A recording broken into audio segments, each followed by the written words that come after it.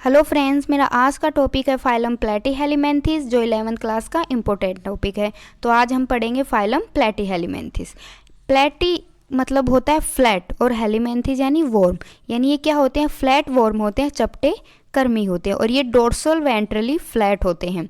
ये सब जो दिया था वो किसने दिया था, गेगन बार जो वैज्ञानिक थे उन्होंने दिया था। और इसकी स्टडी को क्या कहते हैं, हेलिमेंथोलॉजी। इसकी स्टडी को हेलिमेंथोलॉजी कहते हैं। कुछ एनिमल्स क्या होते हैं, एक्वेटिक होते हैं, जैसे प्लेनेरिया, ये क्या होते हैं, एक्वेटिक होते हैं। कुछ एनिमल्स क्या होते हैं, पैरासाइट होते हैं, यानी ये एनिमल्स क्या होते हैं, ज़्यादातर पैरासाइट होते हैं, जो होते हैं एक एक्टोपैरासाइट और एंडोपैरासाइट। एक्टोपैरासाइट और जो किसी बाहरी जीव पर रहते हैं, और एंडोपैरासाइट होते हैं जो जीव होते हैं उसके अंदर रह के अपना पोषण प्राप्त करते हैं। तो एक्टोपैरासाइट है डिप्लोजून, ये क्या होते हैं, मछलियों की बाहरी सतह पर रहते हैं, यानी बाहर से पोषण प्राप्त करते हैं। और एंडोपैरासाइट होता है टीनिया सोलियम हो गया और फैसियोला हेपेटिका हो गया। इनका जो बॉडी ऑर्गेनाइजेशन होता है, यानी बॉडी जो संगठन होता है वो ऑर्गन ग्रेड का होता है, अंग तंत्र प्रकार का होता है। ये बायलैटरल सिमेट्री होती है इनकी। ये प्रोटोस्टोम्स होते हैं। प्रोटोस्टोम यानी इनमें एक माउथ पार्ट पाया जाता है, एनस पार्ट अपसेंट होता है, यानी एक पार्ट इनमें पाया जाता है। एसिलोमेट होते हैं, यानी इनमें सिलोम नहीं होती है।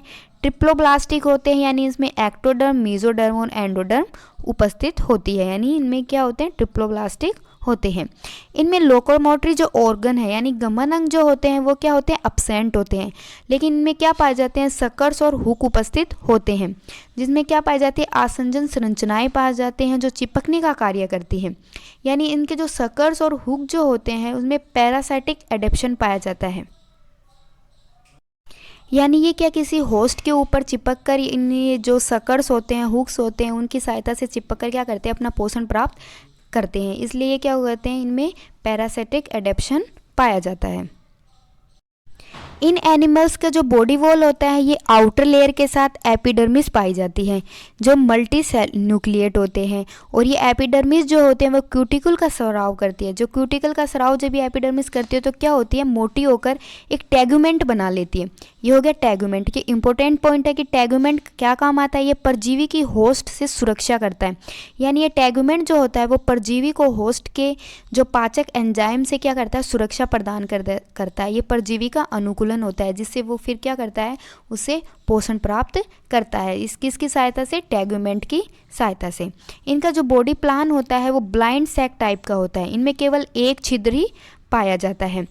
और इसका जो डाइजेशन सिस्टम होता है वो क्या होता है, एलिमेंट्री कैनाल होता है, यानी इनकम्प्लीट होती है। इनका डाइजेशन सिस्टम क्या होता है, इनकम्प्लीट होता है। यानी इनमें माउथ पाया जाता है, एनस जो होता है वो अपसेंट होता है। इस फाइलम के सिर का जो विभेदन प्रारंभ हुआ था, यानी इस फाइलम से, यानी प्लेटीहेलिमेंथिस फाइलम से क्या हुआ था, सिर का विभेदन प्रारंभ हुआ था। इनका जो रेस्पायरेशन हो वो एक तो होता है जनरल बॉडी सरफेस से, यानी बॉडी से होता है, जैसे प्लेनेरिया में होता है, और एक होता है एनएरोबिक रेस्पायरेशन।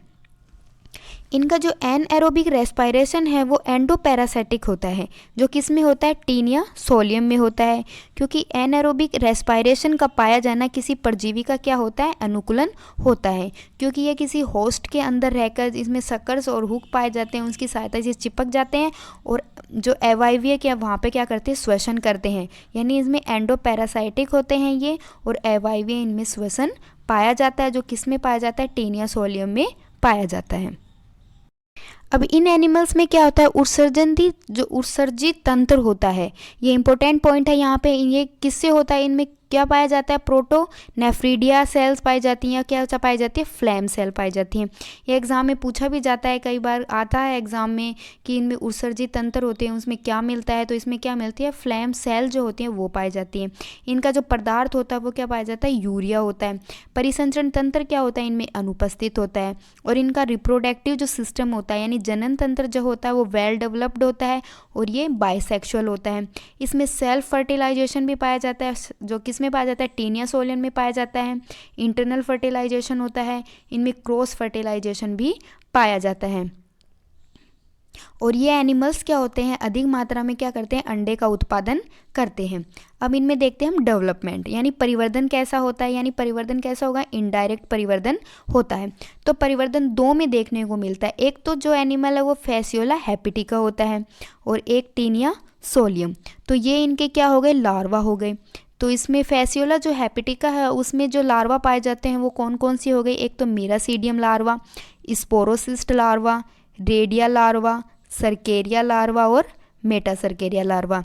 ये इनके क्या हो गए, लार्वा हो गए। फैसियोला हेपेटिका में कौन कौन से लार्वा पाए जाते हैं, miracidium larva, sporocyst larva, redia larva, cercaria larva और मेटासर्केरिया लार्वा। और जो टीनिया सोलियम होता है उसमें कौन सा जो लार्वा पाया जाता है, oncosphere larva, hexacanth larva, bladder worm larva और सिस्टी सर्कस लार्वा। ये टीनिया सोलियम में पाया जाता है। तो इनमें फैसियोला हेपेटिका और टीनिया सोलियम में लार्वा स्टेज पाए जाते हैं। इनडायरेक्ट इनमें डेवलपमेंट होता है। इन एनिमल्स के अंदर क्या होता है, शरीर जो होता है खंडी विहीन होता है, यानी अनसेगमेंटेड होता है, लेकिन कुछ जो होता है वो सेगमेंटेड भी होता है। ये एनिमल्स जो होते हैं वो फ्लैट वॉर्म होते हैं, इसलिए क्या होते हैं, अनसेगमेंट होता है, यानी इनमें खंडी भवन नहीं पाया जाता। तो अनसेगमेंटेड कौन हो गया, प्लेनेरिया और फैसियोला हो गया। और सेगमेंटेड किस में पाया जाता है, टीनिया सोलियम में। अब क्या होता है, सिस्टोडा में एक डाइजेशन सिस्टम जो होता है वो एब्सेंट होता है।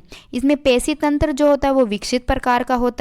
और जो प्लेनेरिया होता है उसमें रीजनरेशन की क्या पाई जाती है, अपार क्षमता पाई जाती है। तो फ्रेंड्स, हमने ये जो प्लेटीहेल्मिन्थेस है उसके कैरेक्टर पढ़ लिए। अब हम उनकी क्लास पढ़ेंगे। तो इनमें 3 प्रकार की क्लास पाई जाती है फाइलम प्लेटीहेल्मिन्थेस में। फर्स्ट क्लास है इसकी टर्बिलेरिया क्लास, फिर है सेकंड क्लास ट्रिमेटोडा क्लास और थर्ड है सेस्टोडा क्लास। तो ये इनकी 3 क्लास हो गई, टर्बिलेरिया, ट्रिमेटोडा और सेस्टोडा। अब हम इस क्लास के बारे में डिटेल से पढ़ेंगे। तो यहाँ पर हमारी जो फर्स्ट क्लास है वो टर्बिलेरिया, यानी इन्हें क्या कहते हैं, एडिवोर्म, यानी भंवरकृमि भी कहते हैं। अब इनका आवास जो होता है वो क्या होता है, ये स्वतंत्र जीवी होते हैं। इनमें देह खंड क्या होते हैं, अनुपस्थित होता है।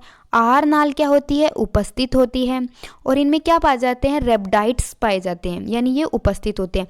अब रेप्टाइड्स होते क्या हैं, इनके एपिडर्मिस में अनेक छड़ाकार संरचनाएं होती हैं जिन्हें क्या कहते हैं, रेप्टाइड्स कहते हैं, जो सिर्फ टर्बिलेरिया में ही पाई जाती हैं। क्या होती हैं, रेप्टाइड्स, जो क्या होती हैं, एपिडर्मिस जो होती हैं उनमें क्या होती हैं, छड़ाकार क्या पाई जाती हैं, संरचनाएं या रचनाएं पाई जाती हैं, जिसे रेप्टाइड्स कहते हैं।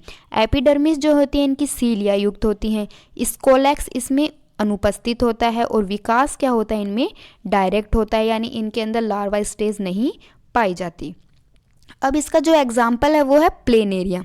प्लेनेरिया यानी जिसे डुजेशिया भी कहते हैं, यानी ये क्या होते हैं, प्रिमिटिव हेलिमेंथिस होते हैं। इनमें रीजनरेशन की अपार क्षमता पाई जाती है और ये कैनाबेलिज्म होते हैं, यानी स्वजाति भक्षण करते हैं, यानी ये कैनाबेलिज्म होते हैं। ये हमारी क्लास हो गई क्लास टर्बिलेरिया। फिर हमारी सेकंड क्लास है ट्रिमेटोडा।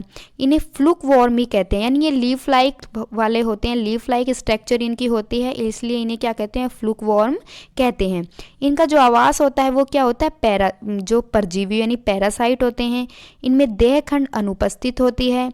आहार नाल जो होती है वो उपस्थित होती है। रेप्टाइड्स जो होते हैं, यानी इनमें रेप्टाइड्स अनुपस्थित होते हैं।